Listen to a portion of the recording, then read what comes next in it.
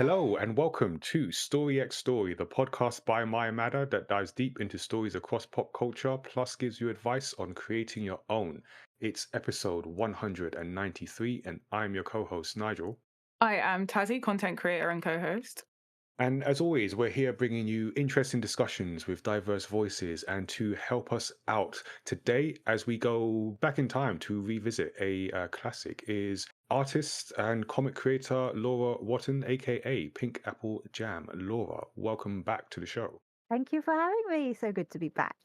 Appreciate you joining us. And I remember you were last with us for the deep dive on the Super Mario Bros. Movie, that wasn't this year, was it? No. It was last No, although That was Yeah. last year, I'm pretty sure. Okay.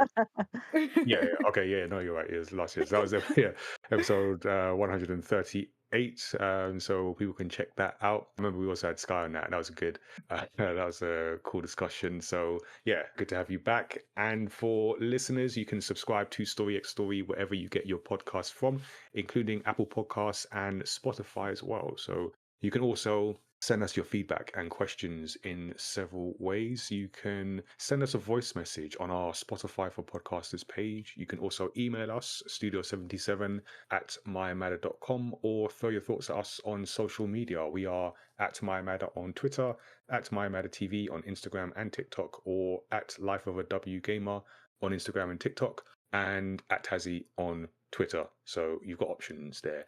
You can also join our Studio 77 Discord to be part of the Maya Madder community and consider becoming a Studio 77 member to support the work we do at Maya Madder and get some exclusive content as well. Before we get into today's story discussions, let's update you with the latest from the Maya Madder universe. As we've been talking about, we are working on a new comic. We are making progress. We're at the artwork stage of Origins Against All Odds, which is our latest comic that is set for an autumn release. And this is the first in the Origins series, which is a new series within Maya Madder that features the real life characters based on the real team members at Maya Madder. So it's a whole meta thing going on, small m meta. So the manga features Tazzii's character in the Maya Madder universe for a reflective, hope-filled story about pursuing your creative career goals in the face of resistance from doubters and the world around you. So yeah, something that's come together. It has taken longer than initially planned. So we did kickstart this early in the year, but yeah, it's shaping up nicely. The story is in a good place. The artwork's been worked on, and Kickstarter backers will start to see some of the artwork, the sketch pages as it comes together, and then yeah, looking to get everything ready for print as well. And you can also check out the titles from our manga universe that we've done before. So you can take a look at Samurai Chef, Hot Lunch, Serious, and Serious Through the Fog. So they're all ages stories set within our shared universe. And actually some, I guess, semi-breaking news. I don't know, because we actually hadn't had any plans to be at Thought Bubble, but we've got a last-minute addition to Thought Bubble. So I'll be at Thought Bubble. So that's November 16th and 17th.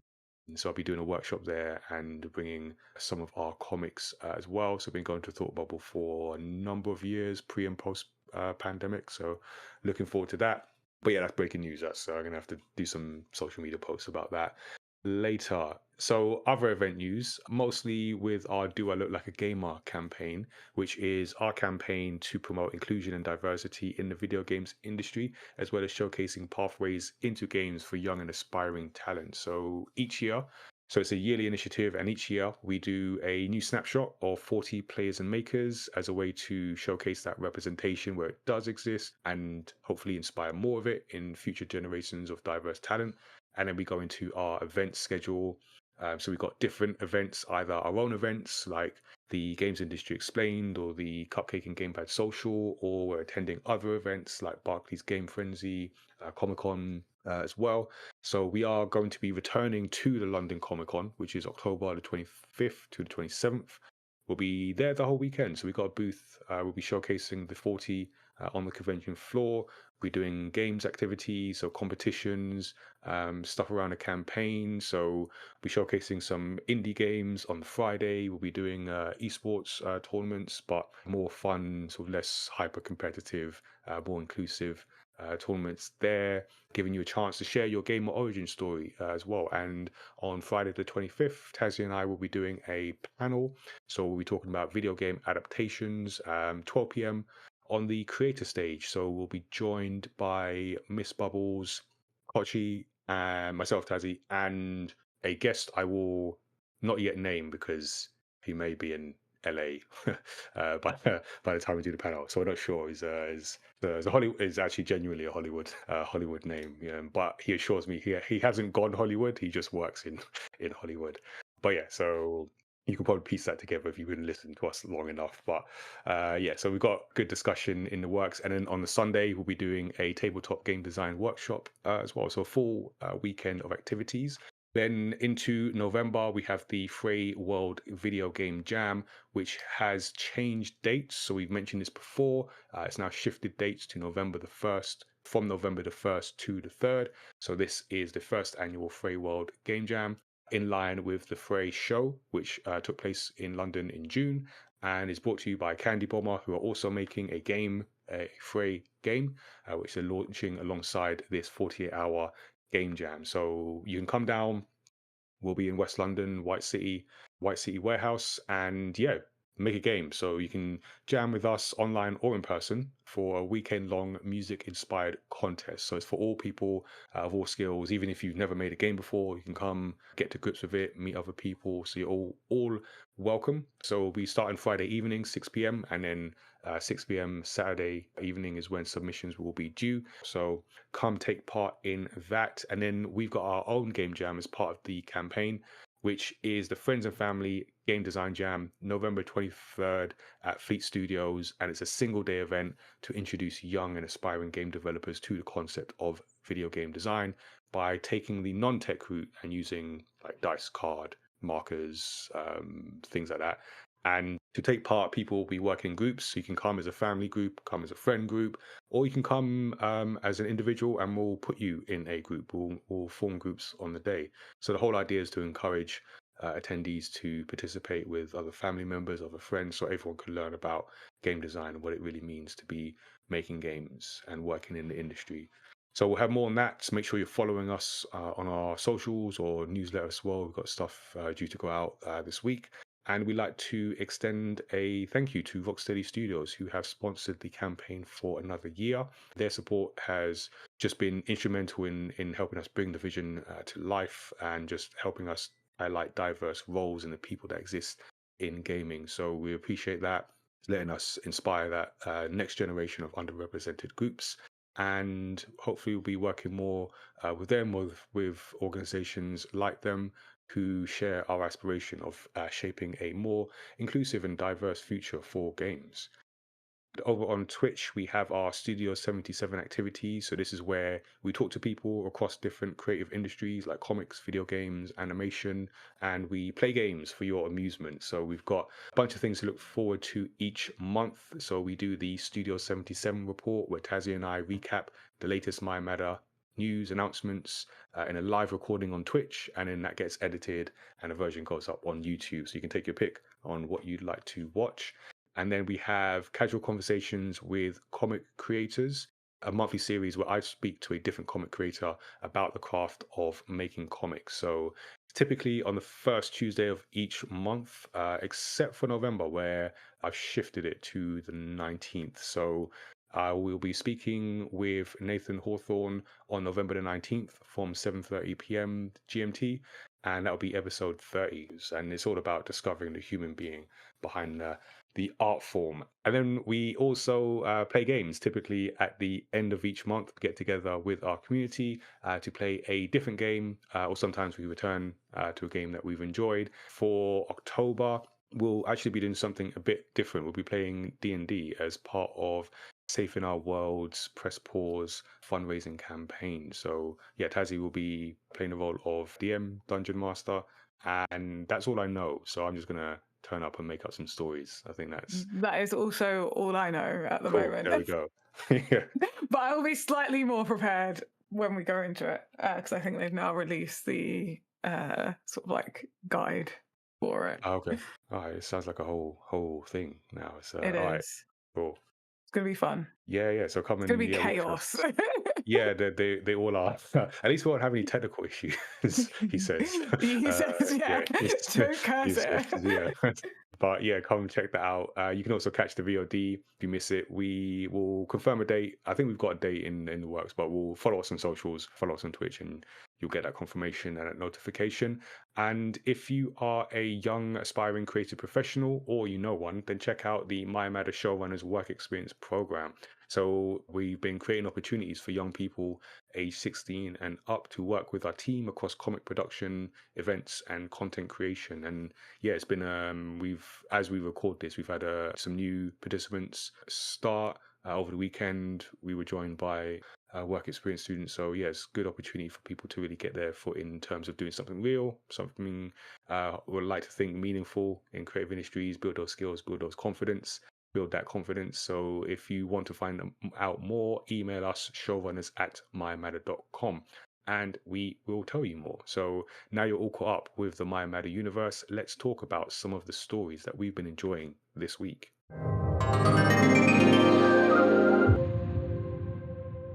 This is our spoiler-free discussion about what stories everyone has been reading, watching, or playing. So we'll start with our guest, Laura. What are the stories that have been on your radar recently?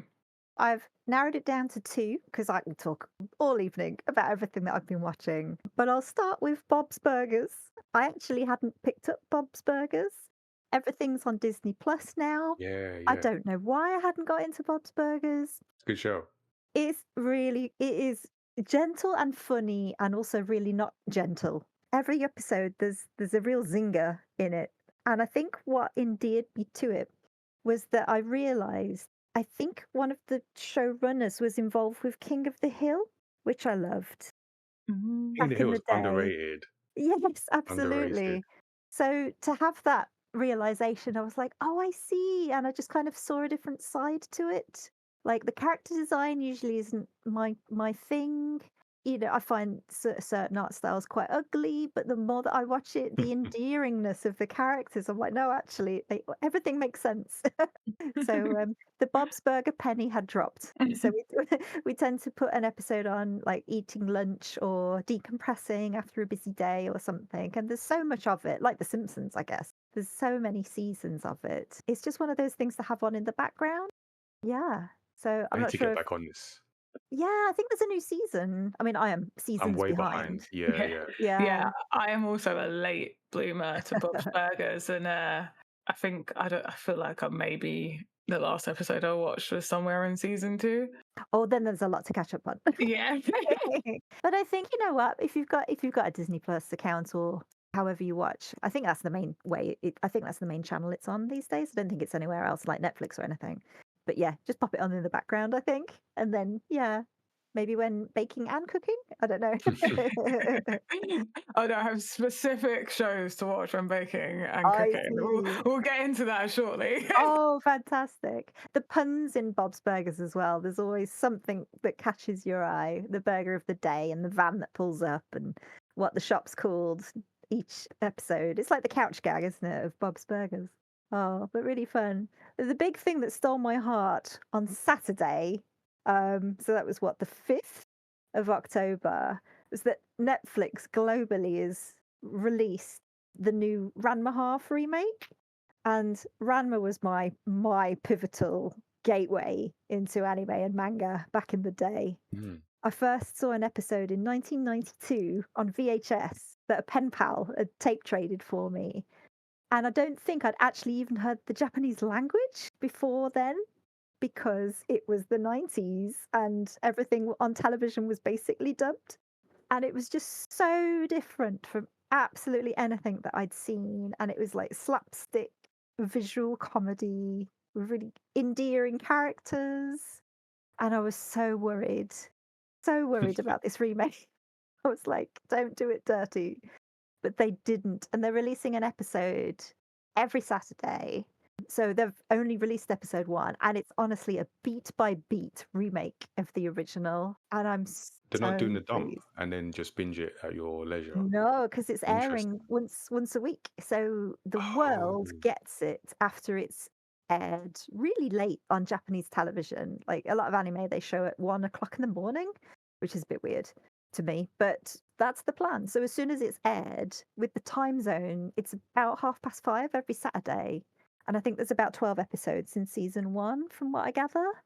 So that's it. No Mm. binging, episodic. Do you know what? I find it quite refreshing Mm. not being able to binge some things. Not anime though. That's the one thing that I'm like, let me binge it. It's good to binge, especially when there's a surprise show. I think when Devilman Crybaby dropped, I was like, oh, I vaguely remember Devilman. Okay, let's watch it. 2 o'clock in the morning. I was like, well, that was great. Like, that was it. It's almost, well, it is, I suppose it is nostalgic. It's much like the show to go back to episodic weekly stuff. But oh, I'm going to savor it. I'm so pleased. I'm so relieved. Feel it in my voice. But if you've never seen Ranma, if you like, all of the Rumiko Takahashi stuff, like, Inuyasha is a big one, Mm. one of Takahashi's titles. Yeah, you got to go back and see Ranma. So for me, the holy trilogy of Rumiko Takahashi stuff is Ranma, Urusei Yatsura with Lum, and Maison Ikoku. And before Inuyasha, like those were her 3 main series. And anybody that's got any incremental, minute interest in watching any anime, I will always try and recommend the Takahashi series. And now I can basically recommend Ranma, the remake on Netflix, easy access with all of my heart.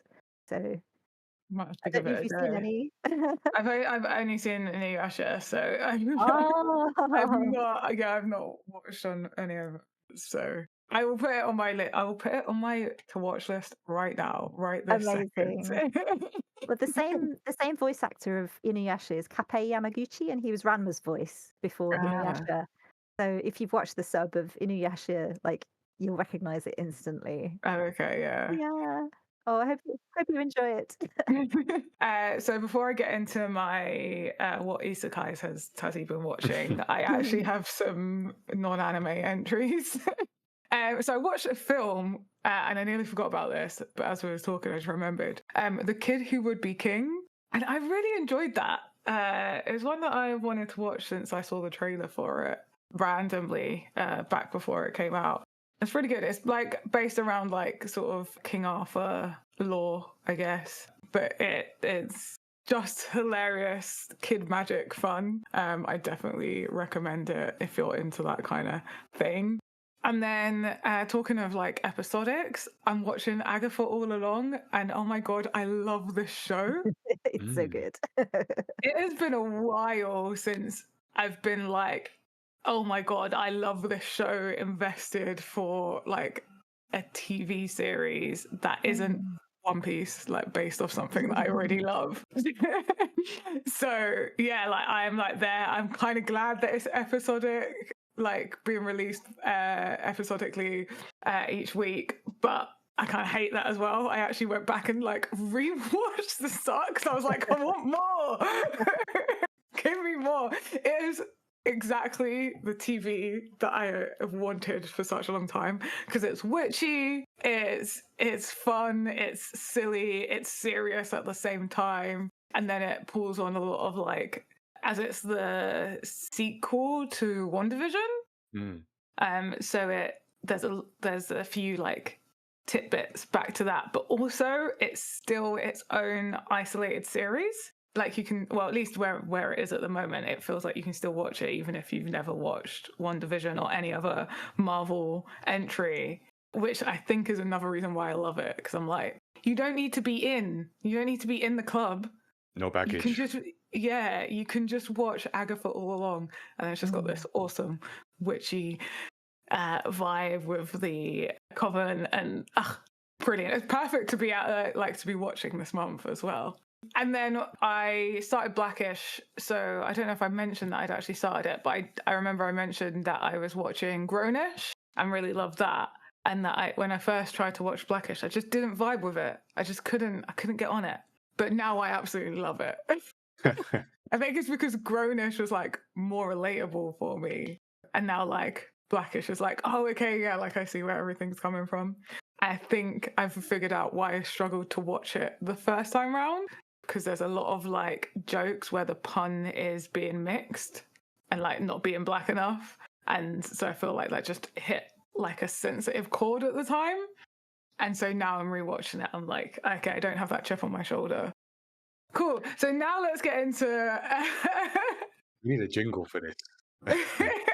the first one isn't actually an isekai, but it ties nicely into the one of the isekais I'm watching. I haven't got the full list of isekais that I'm watching because that's just ridiculous. I feel like I need a whole podcast just to talk about isekais.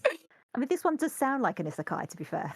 Like, so the Café Terrace and its goddesses is, I'm loving it. There's a food theme for this week, by the way, but it's basically this young guy takes over a cafe where there is 5 girls working part-time, and it's about like the history of this cafe and how everything's tied together, and like you're just uncovering these like secrets, and it's fun, but also it's kind of a like they're all like slowly falling in love with him and then competing for his attention, but they're all friends. So it's just a lot of messy fun, let's get this cafe running kind of thing. And so the isekai that I'm going to mention is Restaurant to Another World, which is what I've been watching when I've been cooking, because it really did just inspire me to cook. I could not watch this without food being the center of the rest of my attention, which is really fun. It is literally what it says on the tin. It's about a restaurant to another world. And basically there's this restaurant that is based in Japan, but at once a week this magical portal door opens, which leads to another world, and it's about all the people from the other world coming to eat in this restaurant. And so the story is told like mainly through the eatery and then through the characters that are coming in, and it tells their stories. And I've got to the second season where at first it was like all of these people seem to be seemingly unlinked, and now there seems to be like a story thread just weaving its way in, because it's like, what, no one knows how this magical door exists or why it appears. And so now I feel like we're starting to get through to the backstory. And if you've watched Odd Taxi, where everything kind of like starts happening in the taxi, it's kind of like that. It's like everything's happening like in the bulk of things are happening in these interactions in the restaurant, but you get like a glimpse into their lives outside of that scenario.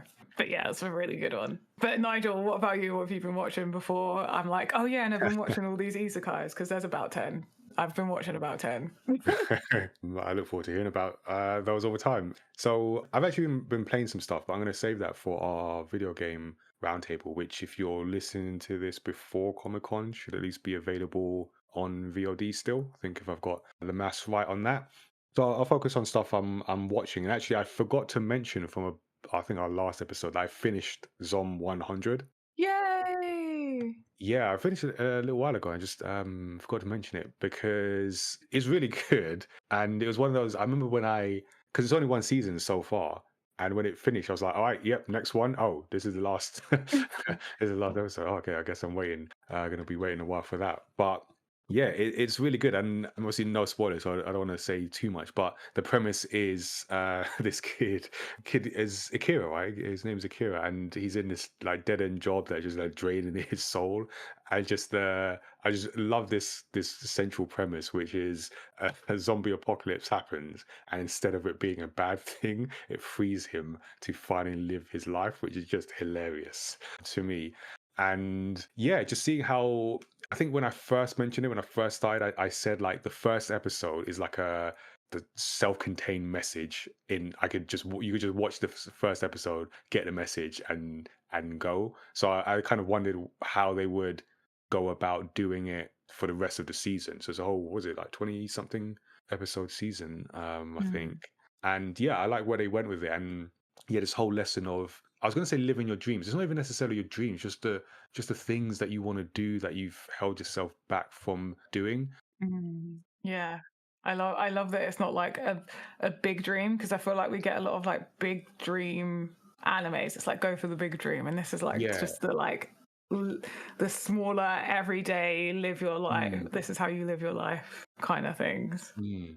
So yeah, there's that. Oh, actually, speaking of anime, I started watching Terminator Zero. It's not necessarily an adaptation of a specific Terminator story, but yeah, it is that.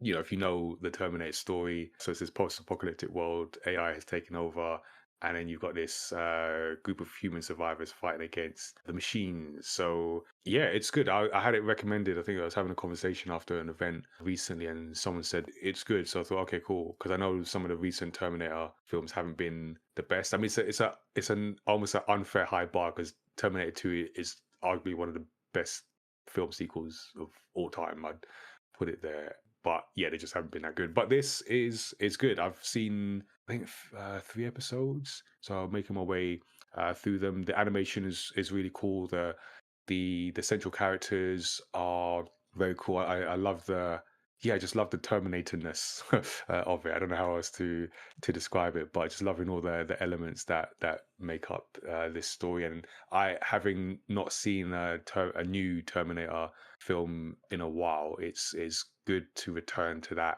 kind of world with something that's of a high quality. So I'll put it that way. So I do like it, and it being anime kind of goes into the whole philosophical question about the nature of like consciousness and humanity and our place in all of this. So a little bit of, I'm getting a little bit of Ghost in the Shell vibes, or at least that direction, which I like. So watching that. Also watching, speaking of Disney Plus, Solar Opposites, which I only know because it's related to Rick and Morty, and I'd heard it was decent, but I didn't really know what it was about, or I couldn't quite get an idea from like the images. But I thought I just, yeah, take a chance, start watching it. I don't know if either of you had seen any of this. No, I've seen it. It's been advertised to me on Disney Plus, and I'm like, I'm gonna give you a go at some point. Yeah, that was me basically, and I gave it a go, and you know, it's I quite like it. It's funny. I was trying to figure this out. So it's this animated comedy along the lines of Rick and Morty, but maybe not as, I was gonna say maybe not as out there. It's weirdly, because Rick and Morty is humans traveling like the multiverse, so it's very like out there. Whereas this is aliens who have crash landed on Earth and have to adapt to human culture while preparing to eventually take it over. But it's more grounded, weirdly, than Rick and Morty. I don't even know if that makes sense, but think it does. it Yeah. does. Okay, Yeah. so it's weird because they're stuck here. So now it's very much an Earth thing, and it's an alien's perception of like Earth and human culture. So it's this family. It's just like two male aliens, Corvo and Terry, and so they're like the parents, and then you've got two kids who are like replicants, but they're, I think, whatever alien technology, they've been turned into like basically like human kids, but they're aliens. And it's just, yeah, this family this family show. It's weirdly grounded, and it's funny. It's not necessarily, or at least for me, it's not laugh out loud funny all the time. And I don't mean that as a bad thing. It's just, I don't know, it's just charming. I find it really charming. So yeah, that is what I've been watching. Those are some of the stories that we have been enjoying, and now we can get to our main story discussion. Today, we are going to be talking about Nausicaä of the Valley of the Wind, the 1984 post apocalyptic anime fantasy film written and directed by Hayao Miyazaki, based on the manga series of the same name. And though it was made before Studio Ghibli was founded, it is often considered a Ghibli work because of Miyazaki. And the English translation at least stars the voices of Alison Lohman, Patrick Stewart, Shia LaBeouf, Uma Thurman, and more. So, spoiler alert, we are going to be digging into spoilers, onto all aspects that we have time for in this. But before we do, and before I do a recap of the story as well, because, 1984, let's get everyone's quick takes and general impressions, starting with our guest. Laura, what did you think about this film? Nausicaä is such a pivotal film. I still can't get over the fact that it's 2 hours long. I think I've only seen it 3 times, all subtitles. Um, and it sticks with you, doesn't it? Mm, It's got a violent edge, but it's overall very gentle. And I think as opposed to violence, perhaps the word is passion, maybe. yeah, Yeah. That's my first thoughts about Nausicaa. definitely. There's a lot of passion going on in there. Hmm. Tazzy, what did you make of it? Yeah, I think it's just a very, very beautiful film. I don't mean that just like visually, I mean that emotionally beautiful. And it's one of those ones where it's like, oh yeah, this is what I love. It is. This is like the real because this isn't one that I watch that often.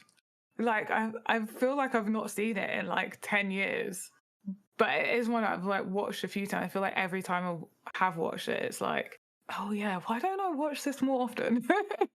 Because it is just like so beautiful and just yeah, I don't know what other words to describe it because that is the overall like emotion that it sort of gives me, especially like the way that it ends, just like nicely, Mm. like completes it.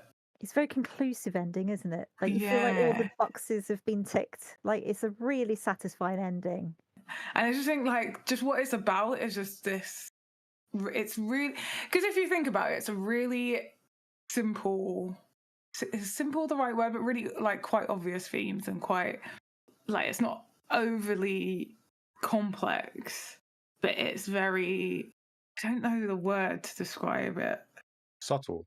Yeah, or like it's just got these like quite small detailed things about it. Yeah, they're personified quite well, aren't they, for a universal audience, no matter what your Mm. age is. And it's not black and white at all, like most of the Western media I think we were consuming at the time. And I remember reading about Nausicaä before I'd seen it, and I think it was likely a piece from Helen McCarthy or in Anime UK, something like that, about how, as you say, these subtle themes come across. And it is so different, and that's why people were getting into anime in general, because there was a lot of animation that was showing that not all things are black and white, not all things are simple, no matter what your age, as well, which I think was Mm. the appeal. Even though Nausicaa, I don't think was easy to get hold of at the time, especially uncut. You know, maybe there was a VHS version, but we'll come on to the Yeah. cuts and the uncut version. I think as well, like it's funny because it's so relevant. Like the messaging of it is like, Mm. oh, okay, like nothing's changed then. Change. No, we have gone nowhere. Yeah, we have not heed any warnings. We're still on that path. This is our future.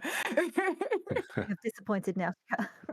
Boy, yeah, no, that is, yeah, I felt that. I felt that as well. So, it's interesting. Like every time we do a Studio Ghibli anime film in general, I kind of feel the same way where it's just a different way to tell a story, and it's subtle, like as you said in some ways, but it feels different. And I always feel like at the start because it doesn't do the Western thing of this is the problem and this is what we're going to hit at the solution, and so everyone knows where we're going. Which you can do that.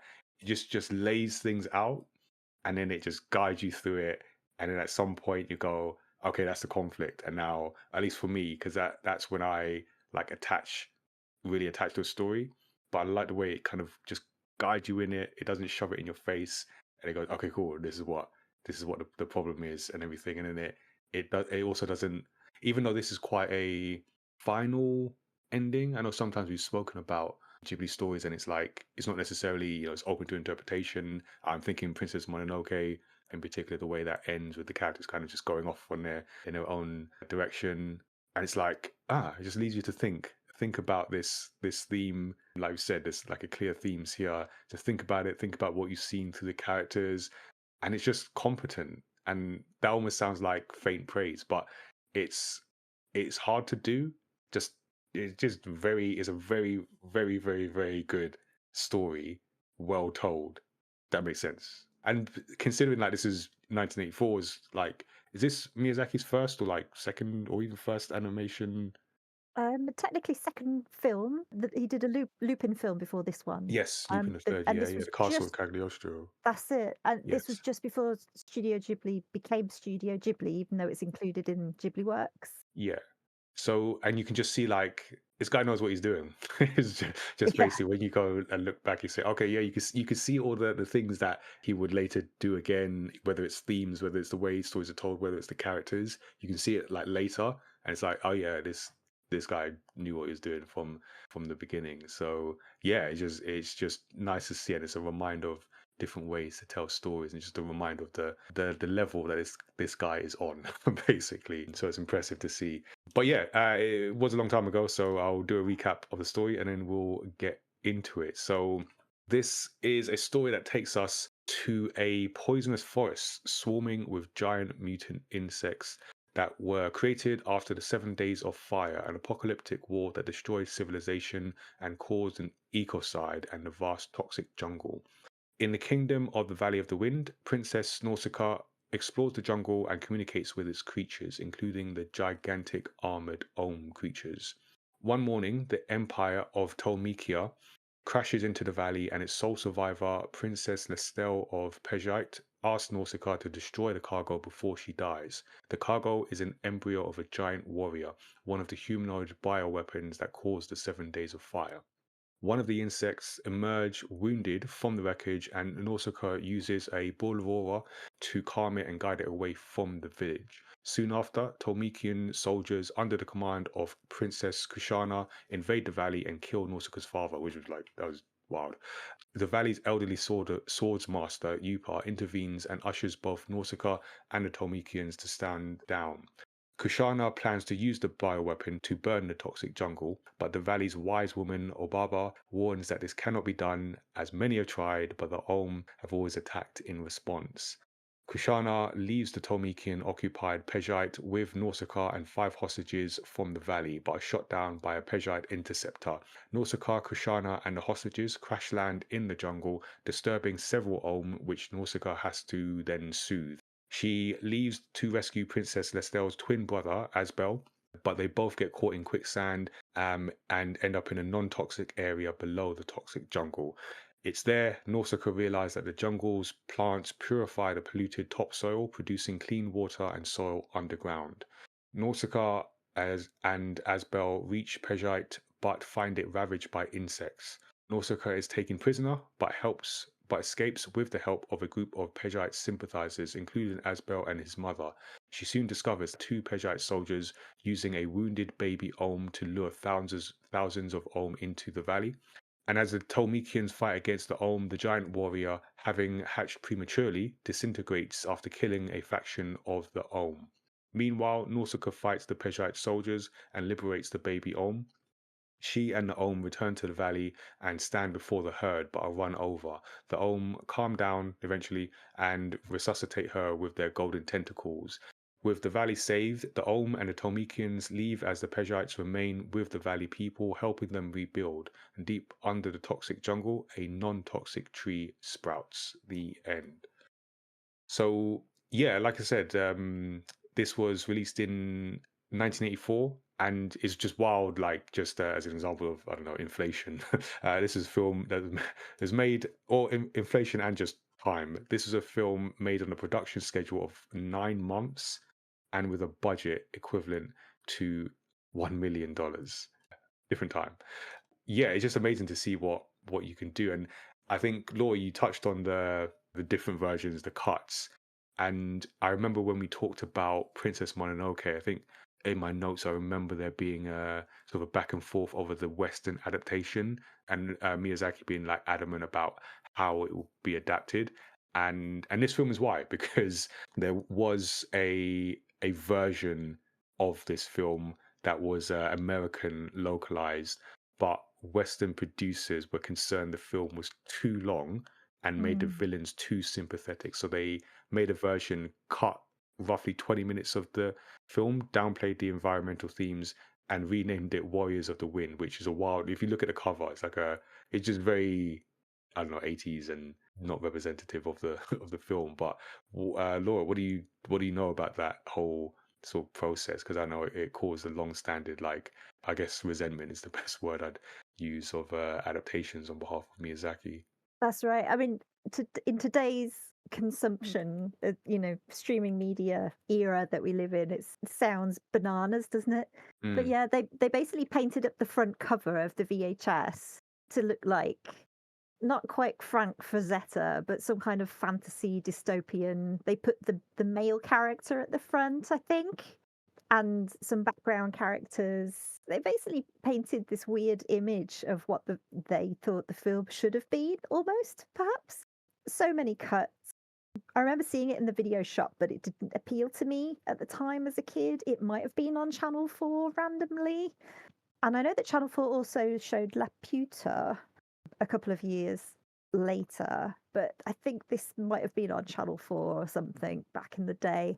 But it was just a complete, completely representative of how anime was treated. Cut up, dumbed down, packaged, sold, almost as filler material, which is a tragedy, really, considering, how much beauty it contains.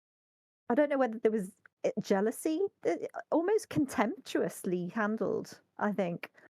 But it was what the people in suits thought that A, only kids watched cartoons. mm. B, it would be too long for kids. I mean, I know I'm still aghast that a film is 2 hours long, but it also goes to show that when you give your media, the time and dedication that a storyline wishes of it, then this is the type of product that you will get as a result of it, trusting the process. But clearly, Western audiences who were in charge of distributing it didn't trust the process at all. And I feel like the West has just about caught up now with what Japanese audiences were able to be trusted with as viewers. Yeah, I think that maybe summarizes the cuts and why it was cut. It's very black and white moral issues, I think. Yeah, like you say, kind of catching up. I mean, 40 years later, but Mm. Mm. catching up to what audiences will, or what their perception of what audiences in the West will accept. And it's wild to look back and think there would have been a problem with this, Mm. but I wonder. That was the time, but I wonder. Yeah, I wonder what the problem like Western audience would have had. Is it the environmental message? Is it like the non-black and whiteness? Because I feel like I said in the sort of the quick takes is that it doesn't necessarily spell out like here are the good guys, here are the bad guys. Here's the problem. First 10 minutes, and now let's go. It just lays out this world, and maybe it's a patience thing. I don't know. I don't know what you think, Tazzy. Like how it would have been treated in that time. I say that time like it was like a century ago, but Yeah, but there's a whole thing because whenever I whenever I do any learning on like the history of particularly it happens in like in video games and anime is when things are brought over from Japan, at least at that time in that era, it was like the default was this audience is not going to understand any of this, and not even just the like cultural things of like just small things of like we don't have that here kind of thing. It was like concepts. It's like, oh no, like and it was very much often like particularly to an American audience, but because we're all English speaking, yeah, it's like we just get American is lumped the in with culture. American. Yeah. And it was like, yeah, an American audience is not going to get this. And so there's so much media that we either just didn't get or they changed so much that we didn't actually really get it until now. Like I think it's a real case of like a mixture of like capitalism wanting to just make money rather than actually tell a story, and then kind of missing the point because then they don't do either because medium was made for a purpose, and also like underestimating audiences Yeah, wildly. like so much so because now if you look at the things that are so popular, like a lot of that just wouldn't, it would have been like, no, these audiences aren't going to get it. But obviously now we have access to the internet and like we can find it on ourselves. If you're not going to give it to us, there are ways. Absolutely. I mean, even with the video games at the time, like you had these beautiful cell painted front covers and instruction booklets in like Famicom games and Megatron Mm. games. And then when they got imported, it was this weird airbrushed mess to kind of make it look like a modern comic book cover, Western comic book cover, that is. Like, I'm Mm. thinking immediately of Street Fighter 2 and things like that. Nothing seemed safe unless you imported it or had someone with Yeah. an NTSC video player and spoke Japanese. Then that's what you were kind of cursed to buy. And, Yeah. and I think even before the internet happened, or just when the internet happened, you'd have access to people that would help you import things. So you Mm. didn't have to put up and shut up with what these corporations wanted to spoon feed audiences. Yeah. And because I'm just like looking at this cover and I'm like, Fantastic. oh my god, it is a whole different thing. It's heavy metal, isn't it? Like Yeah. almost. Yeah. Sorry, you were saying. And like because when I watched this, like the animation and even like the costumes, the outfits that characters are in, and there's quite a like strong women vibe in this. We've got Nausicaä herself and then the princess from the warring nation, I thought. Ghana. And she's like this strong, like obviously war forward, but like still like this warrior type. And like our key characters, like it's like the men are just secondary in this. And I wonder, and I feel like there was certain Can't have like that kind of exactly, you can't have that. You can't have those narratives. Like you can't, and that happened a lot. Like even if we look at like Sailor Moon and like them changing the relationship to cousins when they're clearly not cousins. Just made it worse with that, honestly. Yeah. And you're absolutely right about that. And like the treatment of girls and women in animation is just appalling. It's a massive bee in my bonnet. Like a lot of my favorite shows were shows that I didn't actually get to see because they were on air for about 5 minutes, like Gem and the Holograms and Rainbow Bright. And there felt like there was a better balance of cartoons that were, aimed at little girls and ones that were aimed at boys. But of course, because the boys' ones were popular, any girl character, you started to not get girl-specific animations made in the West, I feel. It was like girl characters in stuff that was either, gender neutral, sorry, for everybody, a general animation, or an animation aimed at boys, maybe. And yeah, so that is exactly what they wanted to do with this. That weird kind of capitalist corporate mentality about how people in suits felt cartoons should be consumed and tried to spell it out. It's that gatekeeper thing, and there's an aspect to it where I don't know, like the word tastemaker comes to mind. I said no, it's not the word I mean, but some where if you're wanting to make a production and to reach an audience, there's a certain experience, intelligence, or just knowledge of the audience, the atmosphere. Like in a very very very small scale way, we're having some of these discussions in terms of like animation and how do we bring what we do in our stories to animation, and I'm being asked some questions about who is the audience and what is the hook for the story and everything like that, even though I've done the stories, but it's about how do you reach this audience. So there's part of the process, but I feel this is such an example of the wrong way, where it's like we know what works because we few I'm assuming all guys have made money in this, and this has worked before. This is what worked in this Western audience, and this is the only thing that works. Because we're only concerned about the money, we're only going to do what has made money previously. This new thing from Japan is weird. Why is there a woman on the cover? Let's change that because only men sell. And it's just like all the worst instincts are reinforced and that's how you get a decision like this. And this is like the bad side of that gatekeepy kind of culture that I guess we still have to a certain extent, but I imagine in the 80s it was worse because I'm looking at the cover now and that's objectively worse. Yeah. The cover like do you know what comes to mind when I'm looking at this cover? This is a He-Man cover. Yes. Yeah, This yeah. is the Yeah, cover yeah. for He-Man. He-Man works. There's a guy, big strong guy in front. That works. Let's do that. I mean, I will say that at least He-Man did have female characters, and She-Ra was a good spin-off because they found that more girls were watching He-Man at the time, Yeah. so that making She-Ra maybe more Conan the Barbarian. Oh, Kind yeah. of Okay. thing. Yeah. But Okay. definitely Yeah. that angle, that painted, muscly, glistening fantasy And I'm like, thing. how is this relevant to the story of this film? Like, it doesn't. Who is like this person's in it for like 2 seconds? It's like the worst fan art, isn't it? Like you ask someone you've commissioned someone that has never seen it to paint something because their name might sell your magazine or something. Mm, Like it's so disconnected, isn't it? wild. And like, what's with the flying horse and the Terminator looking dude, Terminator in a robe? When were they in it? Please tell me.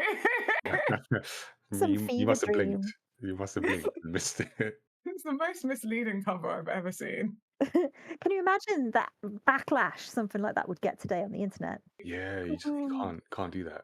So luckily we didn't watch that. We didn't have to watch that. We got the actual intended art, and it's sometimes the scheduling just works out in interesting ways. It's funny to look at this story off the back of our last deep dive, Borderlands, as we talk about world building, because Borderlands, as if you have not listened to that, go back and listen to that. I promise you'll enjoy it more than you did the film.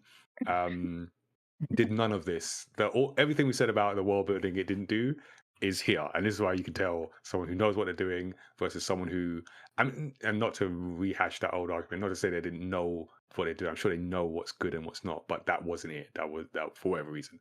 But this is something where you can see the world building done well, and you can see without being overly expositional as we're introduced to it. You can see like there's this war going on, these different factions. You can see the land is something's wrong. It doesn't spell it out immediately, but you can see something's wrong by the way we're introduced. The toxic jungle, the gigantic insects, and it's just done so well where we can see what's happened before we got there. When I say we got there, the start of the story, and that's just like really good world building. So we have this central conflict between two warring kingdoms, Atomikia and Pejite, and they're fighting over this weapon essentially.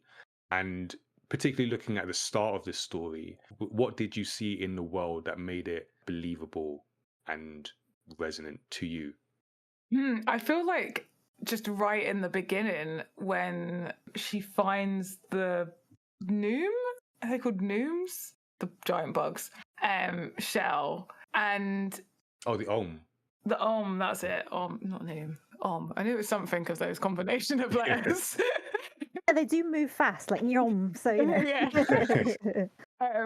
The way she kind of like tests its durability with the sound thing. She's like, oh, okay, yeah, that'll do. Yeah, this is gonna keep us going. And then there's like a spore thing, and she's like sitting in the thing. It was just this like very like, oh, I understand what's happening in this world. Like there's some kind of dangerous thing in the air, so you need a mask. Like resources are hard to come by, and this shell from some giant insect is what they use to make their equipment. And I like just got that. And I feel like that really sets up for everything to come, because then as well, then immediately after that, we see like the danger of these insects, but see that Nausicaä has some kind of she's special in some way. And I feel like we get that straight away, like from the get-go. Like this is a tough time. Giant insects, bad, dangerous. But Nausicaä, there's something special about her. Definitely, yeah. When she's realizes that glass dome and she's talking about the practicalities of it, and then like this all happens basically in the first 5 seconds of getting to know the characters, isn't it? And so you instantly impressed with her resourcefulness. You see her basically sort out situations where they're kind of perilous, and you've also got the elder who she spots, and they kind of look after each other, talking through the scene exactly what she's doing. So even though you're kind of figuring it out, the narrative kind of describes exactly what she's doing. But I think, yeah, the resourcefulness, exactly as you said, that endears you to it. But I think also recently with COVID and the mask wearing, especially, I'm like, now Nausicaä shouldn't be more relevant the older we get, but here we are Yeah, in it's this true. world. I feel it. Yeah. Yeah, definitely. Yeah, I think those were my points. Yeah, and I mean, so from because what you're saying is essentially it's that world building, but specifically it's showing life as it is before you Mm. introduce the main conflict of the story, and it's something that I like to bring up when we do our workshops with young people, where that first bit of the story, that first act, so to speak, is how do these characters live when you're not here? And I say you as in like the lens of the audience, say like what do they do on a day-to-day basis? And yeah, showing that then says, okay, it grounds us in the world, especially this being a world where it's not London, it's not New York. We don't know what happens here, so we need to show what has happened, what the dangers are, what people do on a day-to-day basis, and then you introduce the conflict. Then you know, okay, we're grounded and we know the stakes, and that's just so important. It's just so well done here. I remember going to when I was at Gamescom, I went to a talk about IP, and the person giving the talk, Christian Finbeck, he made this point about you have to show you're in this story that's already happening around you, and this is so that you can tell that stuff has happened before and stuff might happen because of what's happening with the conflict between the two kingdoms, and that's just so good in grounding you in that. So it does it really well. And Borderlands, take note, because none of that was in that film. So yeah, so we get that grounding, and then we are introduced to the characters. So like I said in the quick takes, it's about like just letting things unfold, and where it really starts to pick up in a way for me is when we get the crash of the other kingdom, and then the bit where like there's a scene when Nausicaa's father was killed by this other kingdom. That was like things just escalated, and it's like, okay, cool, now we've got some conflict, and then we're off, and we're off on this story. Yeah, well, actually, just to come back to that point, actually, what did you think about that part where we see the two kingdoms like almost come to seeing this world, seeing the day to day, and then there's a real escalation in the story when we get the other kingdom crash into the valley, and then the troops sort of come in, so we get to see the antagonist character, and then we see Nausicaa's father, who's bedridden, be killed, and then things really escalate. And how did you feel about seeing the piece of this day to day being crashed by this other kingdom? So I think it was quite interesting because obviously you've got kind of like 3 different kingdoms and like with 3 different approaches. And like the Valley of the Wind, they're very much like live with what they have, like don't push it too much, like just take it day by day kind of thing. And then you sort of uncover more about the other kingdoms. And because I think there's a comment that's like, oh, why can't the other kingdoms live as peacefully as you do? And then so we that's like our first introduction, and then we obviously the crash happens, and then so someone's like been held captive, and you're like, oh, okay, they're really not peaceful, like what's going on here? And then they come back for their egg thing, The weapon. yeah, and like they're immediately hostile. That really got me. Like, I feel like, especially with a lot of worldly things going on right now, that really got me because they immediately come in very hostile. They murder the Yeah, king, that's what I'm saying. and Yeah, then that's. they go, and then they say the But thing then they that said got me. we don't want When, war. yeah, they're there, and they're like, we're not. They literally say we're not something like we're not barbarians. We're here to have like a discussion. And I'm like, well, why was the first thing you do come in and kill the king? That doesn't seem like someone that's not a barbarian. It's just trying to have a discussion. Yeah, you think, are they being sarcastic? Or, you know what I mean? Like, Yeah. a bit rude. Like, yeah, it's, yeah, that jolt, that velocity of that Yeah. switch Absolutely. and like such a contradicting kingdom. And then we meet the other one that is also quite headstrong and war forward, Mm. but maybe from more of a place of reactiveness from Mm. this other kingdom. And then like it's sort of like these three different levels, I guess, of coping with this desolate world. And this idea of like, I don't know, greed, of like we're just not happy with how life is, so let's go and like just anger the forest, and we've got to have all the land, and that we can't live like this no more. Yeah, like if I can't have it, no one can attitude. Yeah, Mm. exactly. And as well, like none of it's about cooperation. They coat it in this cooperation, like yeah, we're gonna work together, but actually they're forcing them to work with them and Mm.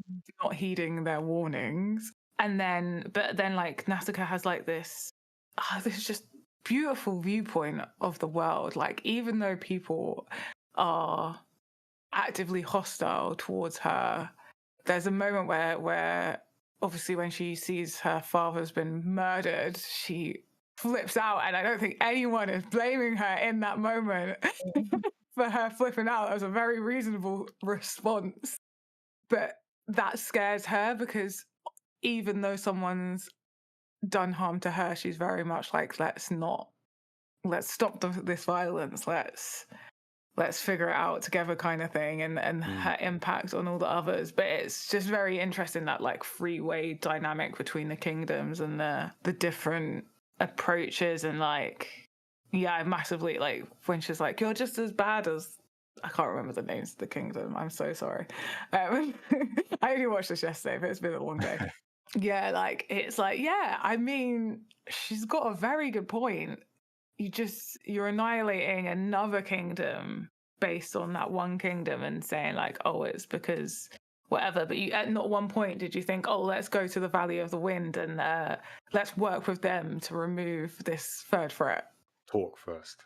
Yeah, communication is key. It is. It's a and that communication, that because Nausicaä is always and correctly coming from the give and take. Like when she takes stuff from the Ohm in the first 5 minutes, it's because the Ohm has given everything. She's not killing an Ohm to get that. It's stuff Mm, that has already been given. So Nausicaä's very give and take, whereas the greedy of the warring kingdoms are all take and take and take. And this really clashes with her morals. And then they take away her father, essentially, and then that's it. She just loses it. And I also think it's reflective of, you have the golden child trope, but it's Miyazaki, Studio Ghibli, basically saying just listen to children. Like they've got mm. so much more vision than a grown up does with their narrow minded views of what should be That the imagination. norm. Yes, exactly. And with imagination, how you have sympathy and empathy, whereas I find that if people aren't very sympathetic and that they're being bigoted, it's because they can't envision what it's like to be in other people's shoes, to be on the receiving end of Yeah. things. So to me, that's what Nausicaä has a lot to say about. Yeah, it's definitely, and that comes through in a lot of Miyazaki's work in terms of those characters who are able to be empathetic. And I feel like the closest parallel, I keep thinking back to Princess Mononoke in terms of get the is it Prince Ashitaka, who's in between like the more civilized, I'd say, Lady Yaboshi, and sort of the more, I don't know, of nature Princess Mononoke, and he's like in between, and he's trying to like find that balance between them. And here we get Nausicaa, who is in between these warring kingdoms and trying to find that balance in terms of doing the right thing, but also the balance of the environment as well, and keeping the environment first, like nature first. It's just interesting to see, because at that moment it's such a, like, it's quite overall a fairly peaceful film. I think, Laura, you mentioned it early on, but that's such a stark moment of violence in this story that kind of like, I remember it just shook me. shook me up. But yeah, and because we've spoken about it. I mean, you touched on it already, the idea of these different types of gender roles, and one of the things that, again, in Studio Ghibli's work, I'm sure we've spoken about it on the podcast, we get a lot of female protagonists for one, and women or girls in prominent roles in the story. And as I was thinking about this, it might just be me. Is it like because I feel like today, especially when it comes to video games, there's a whole can have a whole discussion about that, and we will. Join our video game roundtable. I'm sure that will come up. But in video games, and we're seeing it in, I guess, film, especially like comic book films, where if you put a female protagonist, it's like it's woke, and why are they doing this? And they're trying to shove diversity down our throats. But I feel Studio Ghibli has been doing this. I'm not saying they're the only ones, but they've been doing this without backlash that I can see. Why do you think? Yeah, why do you think that is? Why have they been able to do that, to explore like different characters in these roles that we might traditionally associate with male protagonists, and it's okay? Actually, I don't. I'm just thinking about this myself now. I don't know if you've got any thoughts on that, or if you even agree. I wonder if it's because they don't listen to fans. Oh, it's in Studio Ghibli. Yeah, like that's not a consideration. Yeah. That's not in the consideration of making the story. Whereas with a lot of like video games and like more Western media, like the process of making them involves people a lot more. Yeah, involves people's opinions a lot more. Like, whereas with like a lot of the Studio Ghibli, it's like, this is the story I'm telling. Here it is. So it doesn't go through like, oh, okay, we're going to get a audience consensus. We're going to get a focus group in. Like that's not. No, we're telling a story, and this is the story. But here, like with a lot of what it is, it's like there is a lot of fan service that happens. So with that, there's an expectation, and there is a very like vocal audience, especially when it comes to video games. It's like there's not many video games that are just made and then like, here you go, here's the video game you're getting. A lot of it is like that audience participation in input along the way, and then also just it's very vocal. There's just a very vocal group of people, especially when it comes to games, that are like very entitled. I don't understand, especially because we were just recording a different episode and ego came up. It's like there might not be ego in the video game making side. All the ego is in the audience. Yeah, absolutely. Miyazaki makes films for Miyazaki, and that's audience of one. Yep, exactly. And it's proven that what he's doing is clearly okay and people are accepting of it, and he has garnered respect. Whereas I think in the West, there aren't any, I dare say, self-made studios that have that clout, that cultural power. I also feel that in the West, it's very easy to knock people down, whereas maybe in Japan, things are a bit more restrained and respectful. You want to support something that's homegrown. Whereas I think in the West, it's like, look at you, you're too big for your own boots sort of thing, like this ego, blah, blah, blah. But the irony, going back to the people about complaining about this is woke and that's woke, I'm like, everything's always been woke. It's always been woke. You just haven't seen it. It's like, and again, it goes back to that imagination and that empathy or lack of. I just wish Western studios would take more of a risk, like Studio Ghibli always seem to do. They always seem to put everything on the table to gamble it. Sometimes it works, sometimes it doesn't, but they've scraped it together somehow, ready for the next one. And they don't make something every year. They don't, they do it every few years as well. I think again it goes back to they're telling that story that like they're telling this story. This is the story we're telling. This is how much time it's going to take to tell it. This is the runtime it's going to take to tell it in. This is the story. And I think there's so much power in that. Like I obviously appreciate when something is collaborative as well. But yeah, there's beauty in that. And I'm just like, I've just got like a list of movies up and I'm like, even when the main protagonist isn't a woman or a girl, it's like they have such a strong influence on the story. Yeah, Princess Mononoke is always the one that comes to my mind. In that, but yeah, no, there's others as well, and here we get female protagonist, female antagonist, and not just that, but then the idea of princesses, because these aren't your princesses in another castle, princess. These Yeah. are like active, and as I'm watching, well, both of them, but Nausicaa in particular, it's just striking to see her, yeah, just always active. When we start, we see, well, we see, I guess we see Yupa first technically, but we then see her quickly, and she's doing stuff. She's being an example. This is not even like, oh, in the UK, our royalty. Well, I guess maybe Harry's the closest. Like he's out there. He's at least for a time before he signed with Netflix. But yeah, he was out there on doing on the field.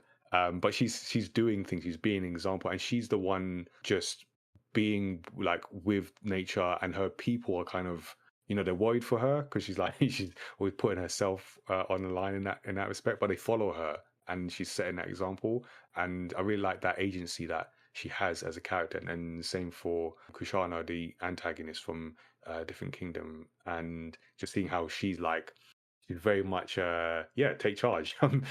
Maybe in some of the wrong ways, but she's like, yeah, I'm doing this is I'm definitely taking charge of this situation, and it's cool to see that as well, and just listen to you, like you both talk. And I think, Laura, you mentioned like there not being very many, like just like women in like media, and then the portrayal of media.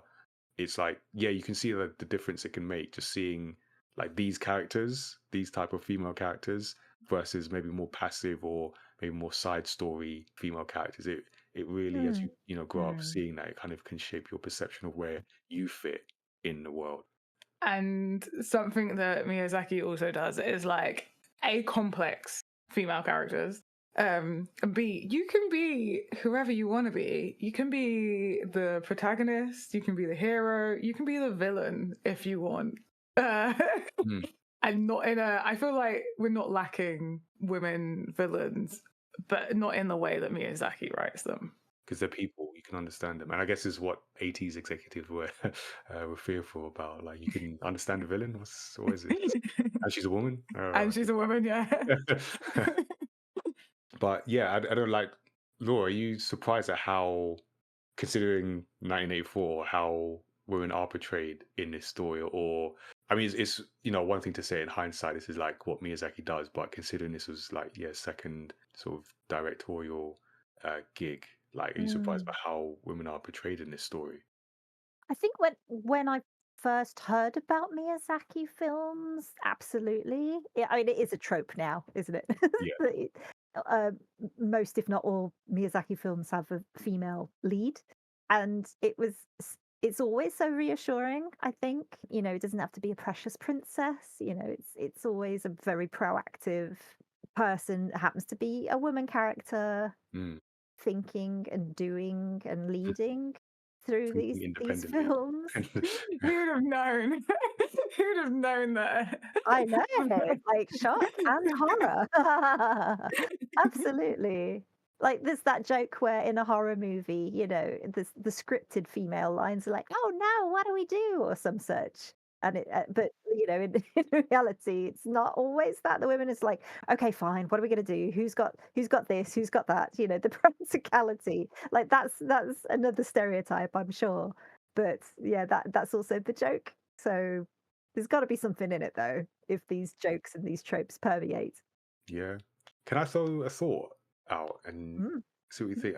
It's not a fully formed thought. I'm just wondering on this, because it just strikes me how Studio Ghibli does have these like meaningful female protagonists, and at least from what I've seen, don't get the same backlash. Like, Studio Ghibli can release a film, have a female protagonist, and I don't feel there'll be like a bunch of keyboard warriors, to use a phrase, who are like, oh, this is woke, this is the. Whereas if Marvel do a film or a game comes out, I mean, Assassin's Creed Shadows or Star Wars Outlaws, and it's a female protagonist, instantly there'll be there'll be a section of people like, "Oh, this is woke, they're forcing it down our throats." And I'm trying to think why Studio Ghibli won't get that where others will. And is there some element of perception in terms of the types of films Ghibli makes, or at least the audiences, versus like games and maybe like superhero films are always like or historically maybe have been like a male power fantasy, or rather, let me rephrase that, a power fantasy enjoyed mostly by and shaped by men, and by it's almost seen as like a changing of like who gets to enjoy that power fantasy when you introduce female characters, whereas Studio Ghibli won the like softer films to, I say quote unquote softer, because we mentioned that there's not as much violence in there. They're often resolved without violence, and it's maybe like an exception that they can have. I don't know. Yeah, is that making sense, or am I? Yeah, I feel like with Studio Ghibli films, I feel like there's a certain neutrality in the films, whereas like if you look at like more superhero content and like video games, there's this masculine heavy like feel to it, whereas like I feel like Studio Ghibli films are a bit more like, it doesn't feel like gender toned. Okay. It's never mentioned. You're quite right. It's just the situation. It's just Yeah. the story. Yeah. And they never feel like, I don't know if that's just me as a woman watching it, but no, because I talked like my favorite like Studio Ghibli films, which is like all of them. But when I talk to them with guys, or even when I introduce like a man to one of these films that might have never watched anime before, is always quite like, it's well received. I just don't. They just don't seem gender toned. I think that is, and yeah, I guess mentioning like that male kind of power fantasy. Yeah, because that's the thing. I feel like if you look at like a superhero film or a lot of the like video games, when you do get like women characters, like side characters, they're often like weak or just not as fleshed out. Or like weak written rather than power. Both, Okay. either or, like, or both. But with Studio Ghibli films, like, even though you might not have the main protagonist might not be like the man, they're not then weakened just because there's a woman protagonist as the forefront. Do you get what I mean? But if that was a Western thing, and if it was like superhero, then the woman character would just be like weak in comparison, either like weak personality, weakly written, or just actually weak. And so yeah, there's less back because I guess that like masculinity isn't threatened from it.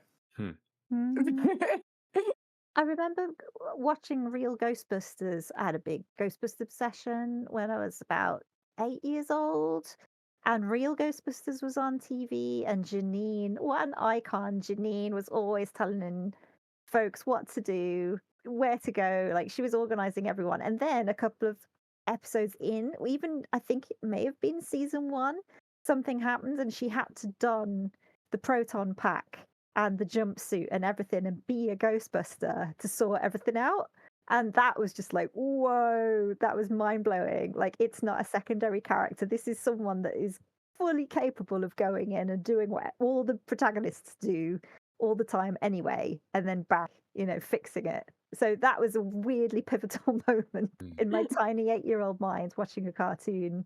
And that was obviously more gendered than, a Ghibli film. Yeah. But I think possibly a fair comparison when talking about this situation, possibly.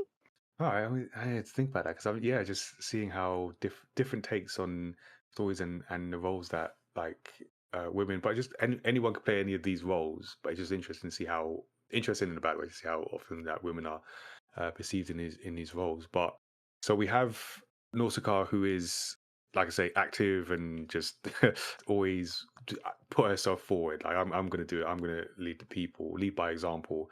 And then we have Kushana, who is the Tomikian princess and has chosen violence, basically, which is an interesting antagonist. So, like I said, when they were doing the adaptation or cutting out the bits they felt Western audience wouldn't like, they felt like this character would be too empathetic.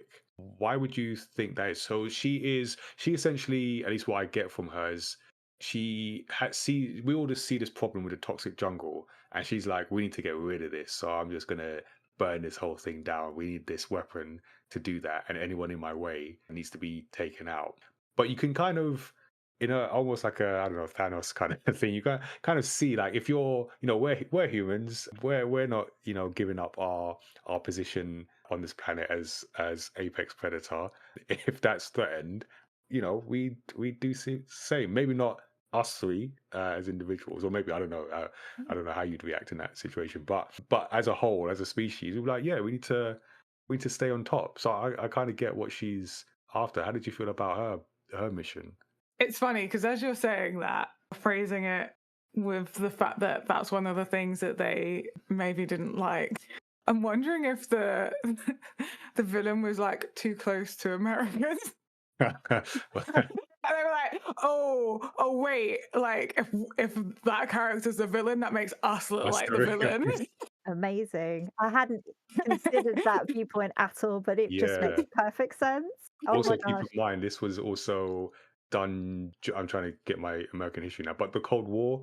So I think there's a aspect of this that, whether intentionally or not, sort of resemble the U.S. Russia standoff in the Cold War, with the race to nuclear weapons, and here we've got that representation of a nuclear weapon Yeah. effectively in here. So maybe there's an element of like, oh, the mirror is too close. Yeah. Oh my gosh. And then ego comes back into that then, Oh, that's doesn't funny. it? Oh my gosh. I didn't think of that.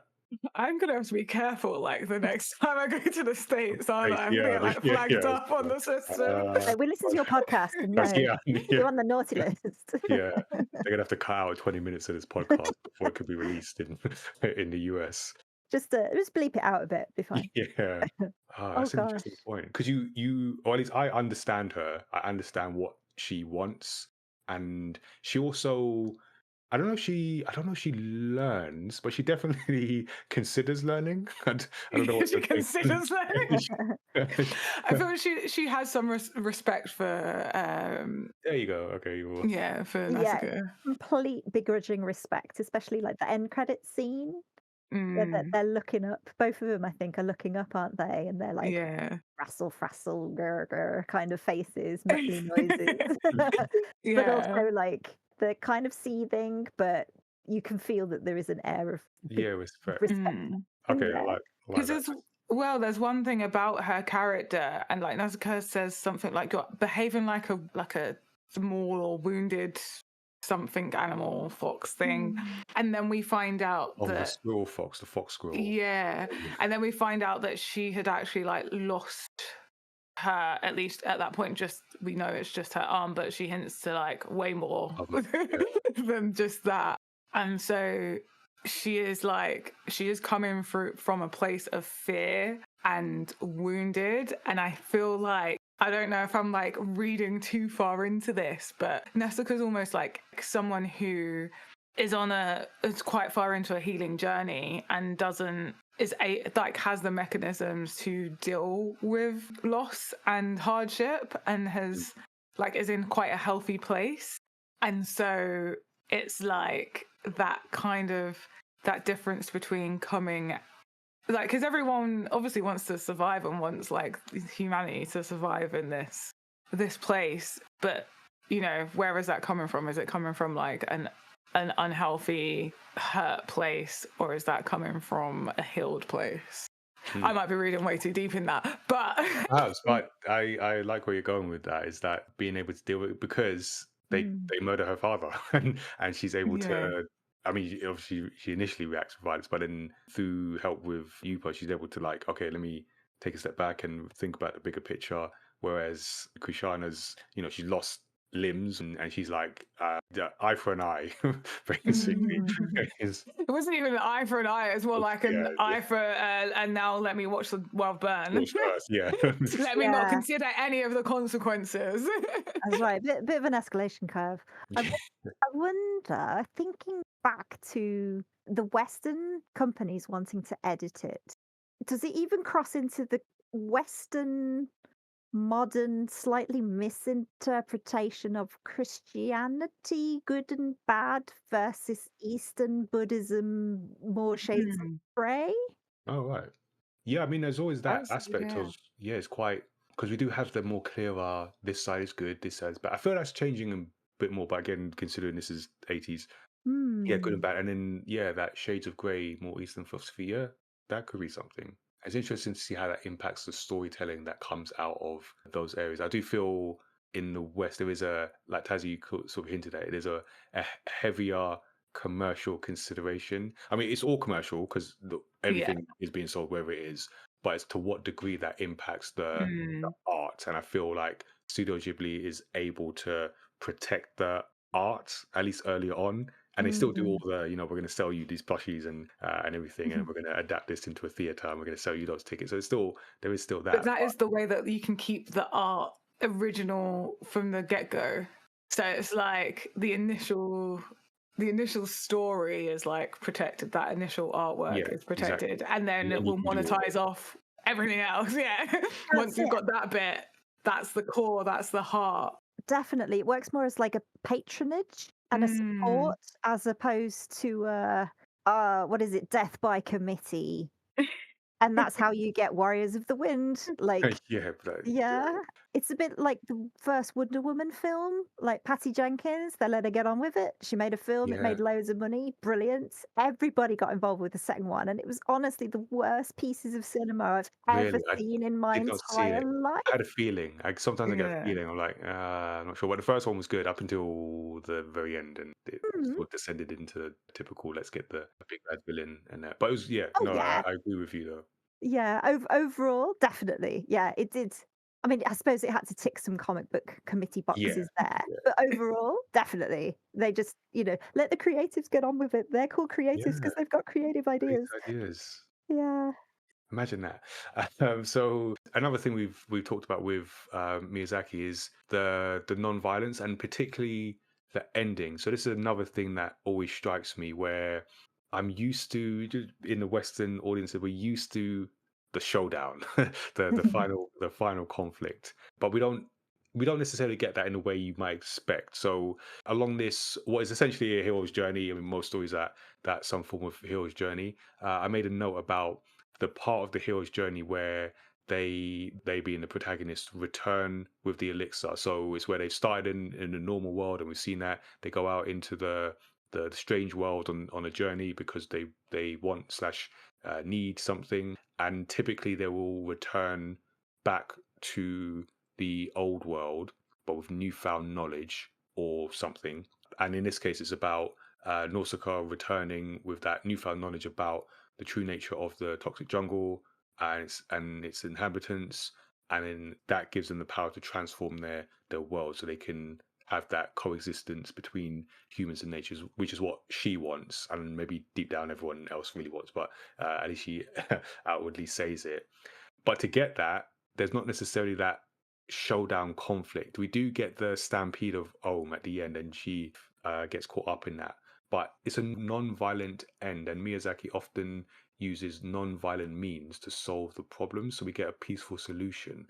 Now, that could be a disappointing ending if you don't get that showdown, but you can also make it more meaningful. And one of the details that I love, I didn't quite pick up on when watching it, but as I was putting the notes together, the point where when Nausicaa is captured, she has a pink dress on, and when she saves the Ohm baby, it's dyed blue by the blood of the Ohm, because it's had all these like plugs and things to lift it up and everything. So it's like bleeding quite a lot. And I picked up this quote from Vera Vargas from comicbookresources.com, and they pointed out that Nausicaa could have stayed in the blue the whole time, so the blue outfit, but a temporary color change denotes that she is the savior because of the choices she made rather than vote destiny. Nausicaa is a savior in blue, which is like a prophecy foreshadowed at the beginning, not because of the machinations of fate, but because of who she chooses to be every day. I think that's like another level of storytelling where it's like you might not always like pick up on it first or second or whatever watch, but it's like there the creators put it there, so it's it matches the prophecy that was told about this savior in blue, but it's because of what she does, not just because the story needs it. And I feel that's just a fantastic kind of way to put that into a narrative. I don't know if either of you picked up on that. No, I didn't even realize that it dyed blue. Yeah. I just thought when she got changed that the blue was always there. Now I'm gonna have to like watch it again. Yes. Because I think it was pink when she swapped with When she swapped with the younger girl that brought her the food, and then Yeah. she escapes the cell. yeah, because it started blue when her initial outfit, but then Yes, she swapped, and then it turned blue again because of the actions that she took. Mm. That is, I was way too absorbed with the whole baby Yeah. thing to have noticed that. But I love that detail. I Mm, love when that kind of detail goes into something, and that symbolism as well just is awesome. it's great. So did Yeah. the ending leave you satisfied? Oh, so satisfied.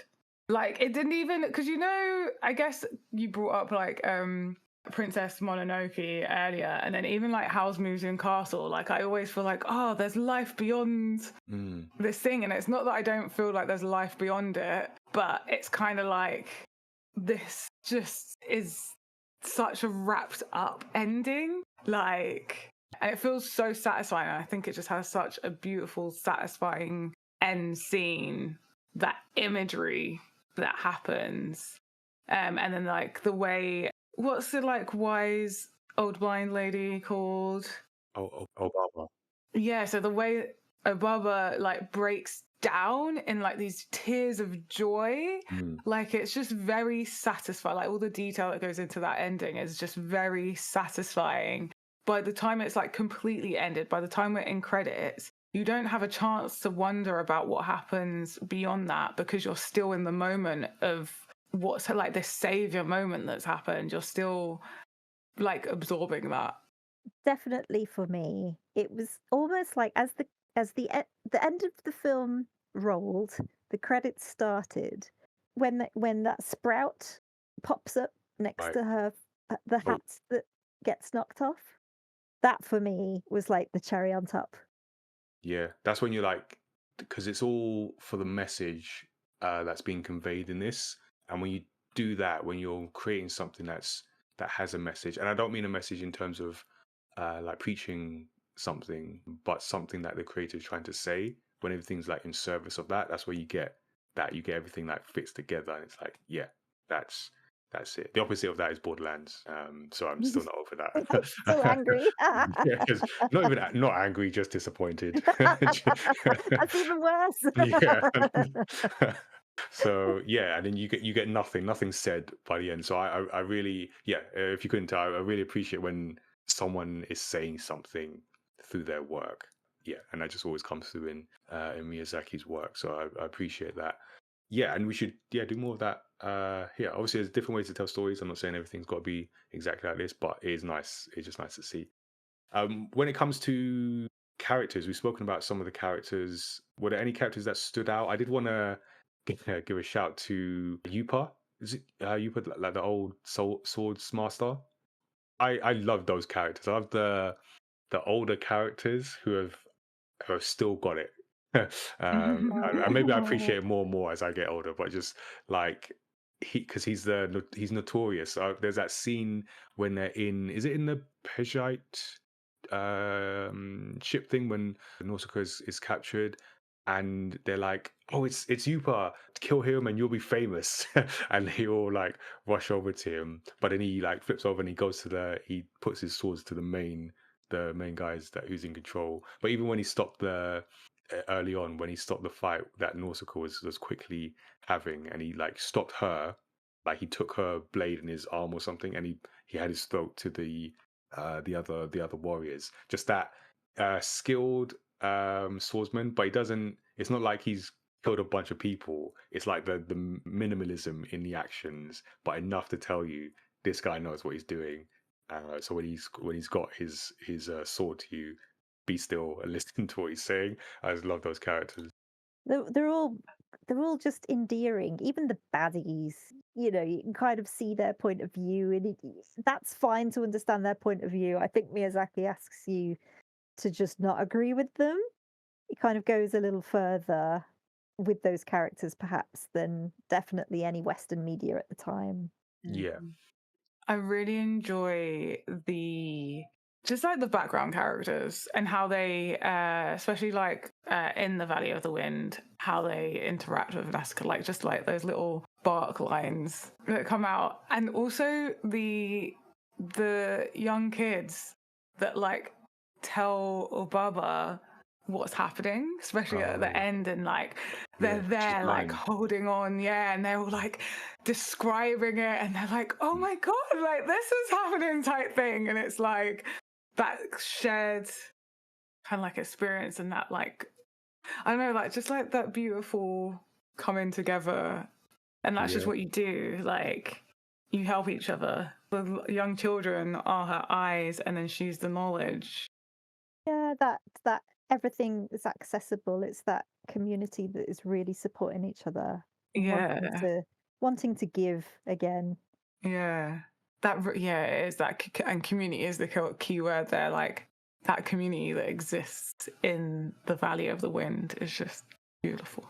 And it goes to world building as well, so you can see what people do. So if the cameras of this film were turned away, it feels like these people would still be doing what they are doing. There's life there, and it's all that, it all adds to that aspect of this is a living, breathing world that we're entering and we're seeing. So it is really cool. I had a question about which character felt the most contemporary.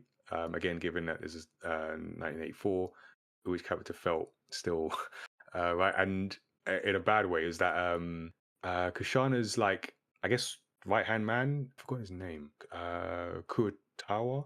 The guy, the kind of like smarmy dude, is like, I think there's a point where they think she's dead, and he's like, oh well, looks like I can take over now. Do you know do you remember that guy? And he's got that typical lust for power. Basically, he's the not brave enough to be the top person, but that lust for power. If he can peel off some from the person who is in power, and it felt very timely for today. Basically, that kind of character, It's kind of smarmy side runner, very sidekick almost. yeah, very much so. He just like stuck out in a bad way. Oh, Yeah. And I guess like when that's like, because when the ship went down, he was like, oh yeah, now's my chance for riches and fame. And it was like, oh, maybe not. Yeah, basically. Yeah. today. Like proper opportunists. And I feel there's too many of those people. Oh Uh, yeah, so yeah, absolutely in power. Yeah, I don't know if any others. I don't know if any others stood out as like contemporary for me. I feel like maybe from the other kingdom. I don't know what kind of, like, it was like the military leader or something. Because he's like, what's done is done. We're already doing it. We've already caused the havoc, and who cares about that we're gonna decimate your kingdom. Like, we can't let this happen. Our way is right. You disagree? I'm literally gonna knock you out. yeah. Is that just before they capture them and put Nausicaa in prison? Yeah, I feel like that maybe was, I don't know, especially in like companies. Yeah. Like such a corporate company, Yeah, his like orders. middle management type. Yeah. I mean, for me, it wasn't any specific character. I read somewhere that someone called it like the anime June, which made me laugh. I've seen that. Yeah. Yeah, Okay, I see it. I see it. just replace the blue eyes with the blue dress sort of thing, and I Yeah. can see the parallels. But that's it. Lots of sand dunes to me. That's it. I don't really see it myself. But I think because it's such a classic and it's in this kind of fantasy timeless zone, that's why it's still weirdly contemporary overall. Like we were saying earlier, the themes are still relevant each time you watch it, and they get more relevant as well. So I'd say not one character, but just the overarching film, really. Yeah, and the themes, that's like timeless art. It still resonates, even though it's in a bad way. Because yeah, haven't heeded Mm. the warnings. Uh, um, yeah, in terms of like themes and final thoughts. I mean, as with I feel everything Studio Ghibli, there are like clear themes that have been explored through the characters on show, and we get to see like different sides, different shades, different perspectives on the central theme, which is really the way you should do it. The work should say something, but it shouldn't be preachy, as in it shouldn't just be one side and one side projected as this is the only side or the right side or the wrong side, depending on what kind of message you're trying to put out. But what I like about Miyazaki is he uses his characters to explore different perspectives. So we have that idea of environmentalism and nature. So we have the protagonist who is clear, has a perspective and it's about like balance and working with nature and respecting nature, allowing nature to take its course. But then we also see like Pishano, who's more dominant, is like we like I say, we need to be top, and to do that we need to burn this place down because that's a threat. So I'm going to use this weapon to do that. Damn nature. And it's a bit like Lady Eboshi in Princess Mononoke, who's like, in industrialization, we need to, if we need to damage this part of the forest, that's cool, but it's for a or at least what she perceives as a good reason. So we see that there's different sides of it, and then we end up seeing that like, life, nature carries on, just might be in a different way than people wanted, and people have to adapt. And I feel that's a good message to put out.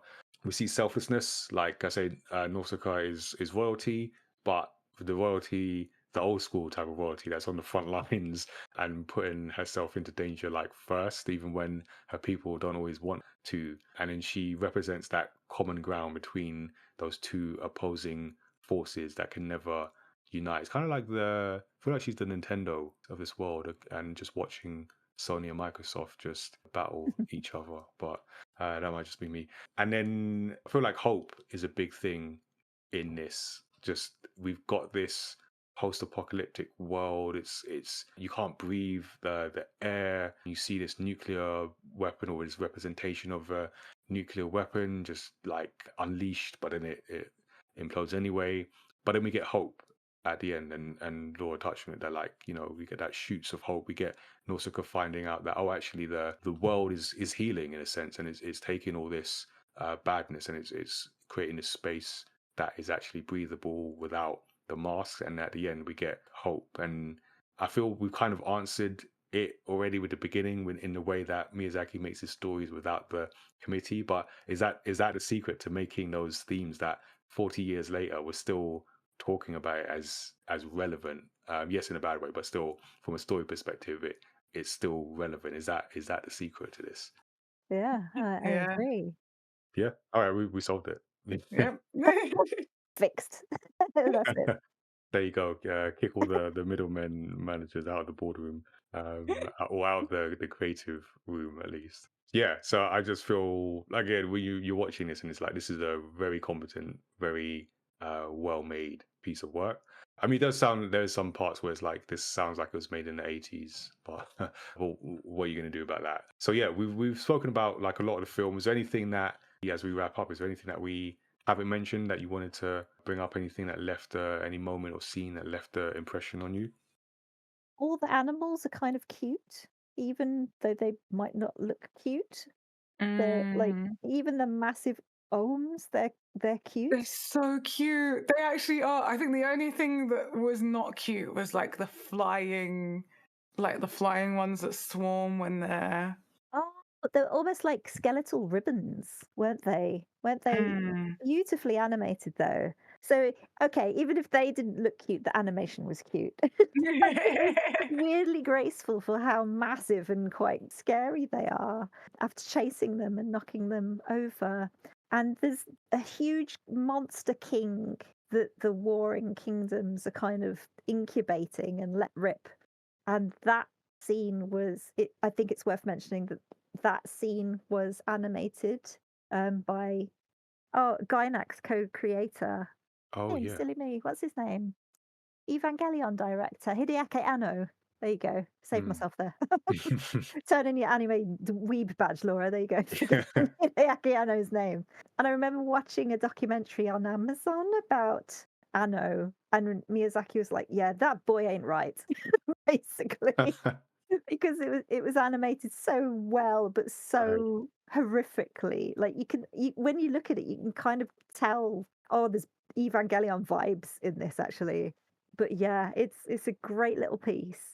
And only Anno could have done that, I think Miyazaki said as well. So yeah, that would be my focal point. And I'd completely forgotten, so now I have to watch it again just to get back to that bit and take special notice of it. Yeah, the animals were really cool. I did really like the fox squirrel.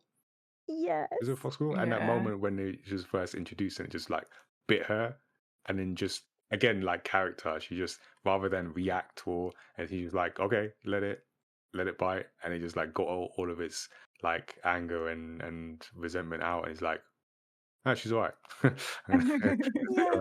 I was just gonna say I love like the way that bit's animated as well, because she kind of like you see it that it hurts, see that it's painful for her because she does that face that you do when Yeah, you. yeah, like she's gonna snap. I even made the face with her. I was just thinking of getting like bit by like my hamsters when I was a kid, kind of thing. Oh, that's right. And the little fox creature has those little furrows in its brow, like it's biting so hard and Yeah. scrunching its little face up. And then when Nausicaä forgives it and it starts doing the lick to say I'm Yeah. sorry, I'm like, oh, our ginger cat does that all the time. Bless him. Like he's such an idiot, but he's only playing. He always just gives you a lick afterwards. I'm like, no, you're forgiven. You're too cute. Yeah, so I mean, there's so many little details in this that really add to like character work, and then again, just overall world building, which I feel is done really, really well in this. But yeah, that's our discussion. We ending on a bite. That's our discussion about Nausicaa of the Valley of the Wind, a 40 years on at what is like just about all of Miyazaki's work is just masterpiece. He just does masterpieces and just here's another masterpiece for you. I'll be back. I'll be back later for another one. So yeah, let us know what you think about this story and this episode's discussion. Be interesting to know how you felt about the. I was going to say the remake or the adaptation, whatever you want to call Warriors of the Wind as well. If you've actually seen that. Let us know too. But yeah, before we completely wrap for this episode, we can get into this week's storytelling tip. Each time we do a deep dive on the podcast, I like to pull out a storytelling tip for others to consider when making their stories. So this is a consideration from someone who also creates stories and likes to learn from the techniques or mistakes of others. And for this episode, I wanted to discuss exposition in dialogue and how to deal with it, because dialogue is naturally one of the most critical parts of the storytelling, and it's usually one that's on top of my personal list of considerations when developing the Maya Meta story. So it's about something, or it's something that serves not only to convey information, but also to shape the characters, world build, as we've spoken about, and just like immerse the audience. And effective dialogue is a delicate balance. So too much exposition, and it can feel unnatural and pull the audience out of the story. But on the other hand, skilled dialogue can weave in information seamlessly and draw people deeper into your world. And good dialogue really serves two functions. So it reveals character traits, advances the plot, and establishing the setting. So especially in world building heavy stories like Nausicaa, which is set in a fantastical world, so it's very different than anything grounded in like I said, London or New York or Paris or whatever.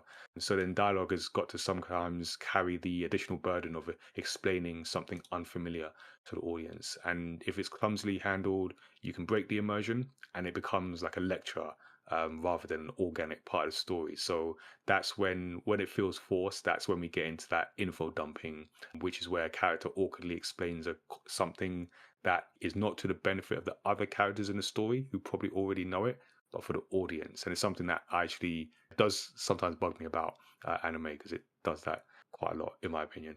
Anyway, and interestingly, at the beginning of Nausicaa of the Valley of the Wind, there was a moment where I kind of worried that this might be a film for the 80s that would have veered into over explanation. I've seen this in like in older comics where there's a lot of dialogue because characters have to explain everything, and it's like the creators are forgetting that they have images to also show that. So you get characters speaking to provide background information rather than to engage in natural conversation. But this is Studio Ghibli. This is Miyazaki. So my early fears were unfounded, and this story is a masterpiece of world building and that uses exposition skillfully. So considering we've got like a complex setting that does require some fair amount of exposition, it just manages to do it without overwhelming the audience. So we get things like we understand the toxic jungle, we understand the existence of the Ohm and how they move along with the other creatures. We understand the ongoing political struggles between the different kingdoms, and we understand that through natural conversations between characters that reveal aspects of the world. So we see there's a scene where Master Yupa, who is like the wise old mentor, and we skillful swords master, has a conversation with Nausicaä that has lots of exposition. They're discussing the changing environment, the spores, the danger of the toxic jungle, but it's framed as a discussion about Nausicaa's personal experience and Yupa's observations, so it makes it interesting.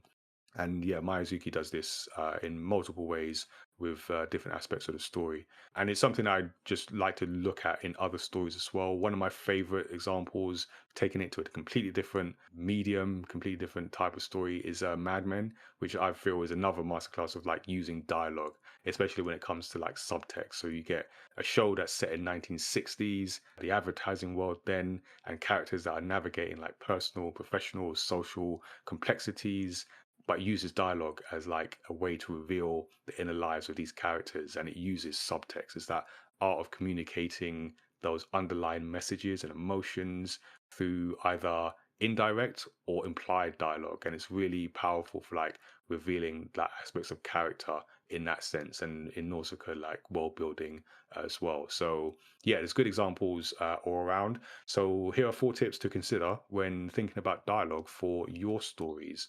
And number 1 is integrate the exposition with character and emotion. So don't just info dump, use exposition as an opportunity to reveal character motivations, relationships, all those things. Use it to develop your characters. And as much as I love Dragon Ball Z, is infamous for using excessive exposition, often repeating the same information multiple times. Multiple times we see Krillin and Gohan and other characters just like standing off and explaining things, stating obvious, like his power level is rising, or now he's using his full strength, whatever it might be. Don't do that. But Dragon Ball Z was still really cool.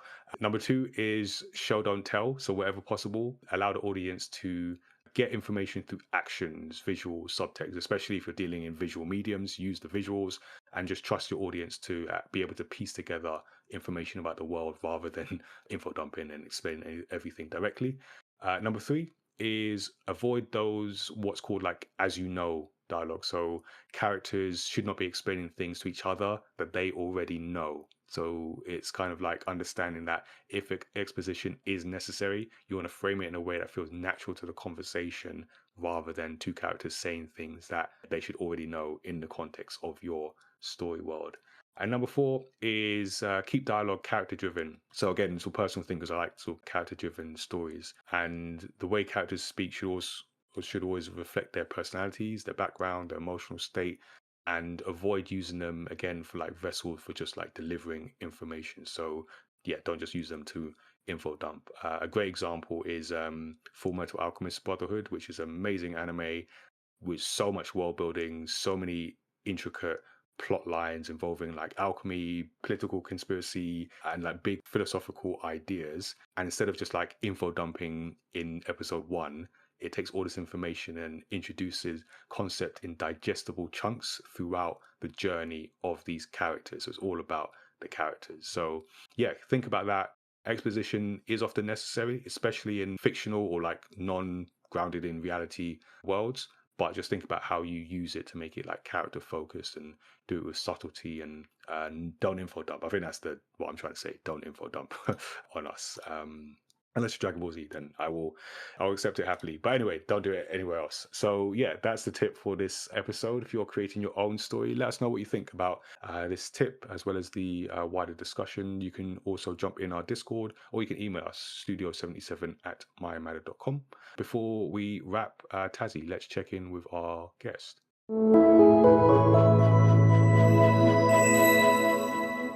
Yeah, so we'd love to hear about what latest news or interesting projects, Laura, that you're working on, and then just where can people find you? Thank you. A good Dragon Ball segue, actually. Yeah, Toriyama's the only one that can get away with Yeah. dialogue exposition as he does.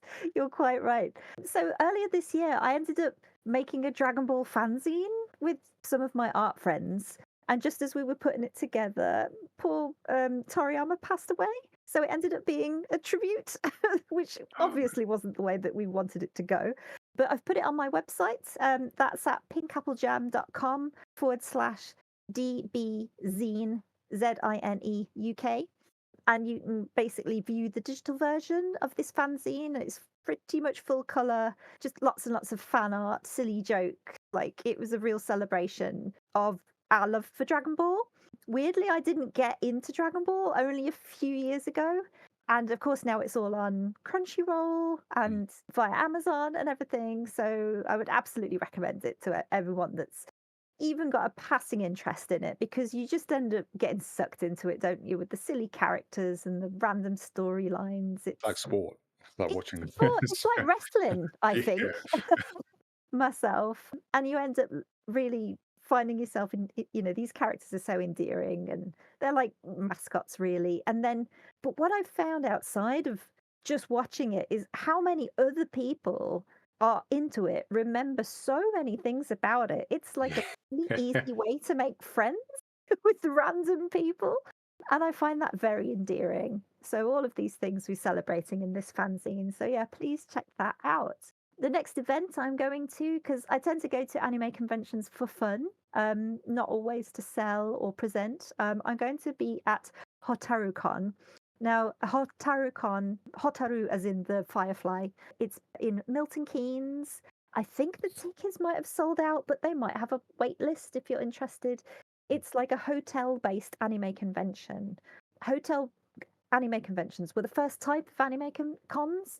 They were quite small, like 200-person capacity, not like the gigantic MCM expos that you have today. Then there's something quite unique and intense, lovely about a hotel-based convention. It's all on site. It's not on even a big university campus like some of the big summer conventions. The other one I tend to go to is MinamiCon, that's been running for 30 years, which makes me feel incredibly old because I went there as a teenager. But HotaruCon, this is, I think, their third event. So that's at HotaruCon, HOTARUCon.co.uk. If you want to see those sorts of things, lots of cosplay, independent sellers, lots of talks, actually. I love a good talk. I'll be supporting my partner, Andy, or Raggedy Man as he's known online. He's got a lot of talks at this convention. So I'm looking forward to seeing what he's got going on and other attendees as well. And lastly, I probably talked about this the last time I was on the Mayamada podcast, but the final issue of Biomecha comic is ongoing. Like it started, chapter 12B, the final chapter is ongoing. As usual, I release 8 pages, each update every other month. It's been a while because I've had lots of life complications at the moment, so it will get back up to speed towards the end of the year. But every other month, I upload 8 pages for as little as £1, $1 a month on Patreon. The entirety of Biomecha is up on my website, pinkappleJam.com. You can read it for free there. Book 2 onwards is on Tapas. I think that's tapas.io/series/Biomecha, I think. I'll double check that. But yes, all the links are on pinkappleJam.com or biomechacomic.co.uk. Yeah, so that's pretty much what I've been getting up to this year. I tend to do a whole bunch of intense things and then nothing, and then a whole nother bunch again. But yeah, that's me. Thank you so much. And we'll make sure to put some links in the show notes. Thank you. Yeah, no, thank you for joining us for this. Yeah, this discussion. I always appreciate you coming back, spending your time with us. So yeah, thank you very much. Oh, thank you so much for your time as well. I always enjoy them so much. I don't get to do these things too often, so I tend to let rip when I Yeah, do. So thank you. that's the plan. We bring people on and just let them talk. So That's it. yeah. Thank you so much. I enjoyed it. And yeah, if you enjoyed listening to this episode of Story X Story, make sure that you subscribe to the podcast so you don't miss a future episode. And you can give us a 5-star rating and review wherever you can, because that helps us reach new listeners and fans of story discussion. And we're also story creators ourselves, and you can discover our manga universe online. All the titles are there, including the first one, Samurai Chef, through to the latest one, Seriously the Fog. And we'll also add Origins Against All Odds when that is done. You can also join the Studio 77 Discord, and consider becoming a Studio 77 member to support the work that we do at Mayamada, and take part in our Do I Look Like a Gamer video game representation campaign, which is now a yearly initiative for diversity and inclusion in the video games industry and wider culture. So we've got a bunch of plans coming up, starting with Comic-Con, or at least from the point of recording, starting with Comic-Con, and then going into our last events of this year. But you can check out the photo campaign, which features 40 players and makers. Head over to the campaign website, looklikeagamer.com, to check that out, and just the next event as well, so you can get tickets for that. And as for the podcast, we release new episodes on Thursdays, and those include creator interviews, video game discussions, and deep dives into stories across pop culture, like the one you have just heard. You can always give us a shout directly. Our email address is studio77@mymatter.com, and our website with links to subscribe is mymatter.com/storyxstory. So thank you for tuning in, and until next time, stay safe, and remember to protect the artistic integrity of this podcast. We will no longer be taking feedback, so actually that email address is we don't care at mymatter.com. Take care, everyone.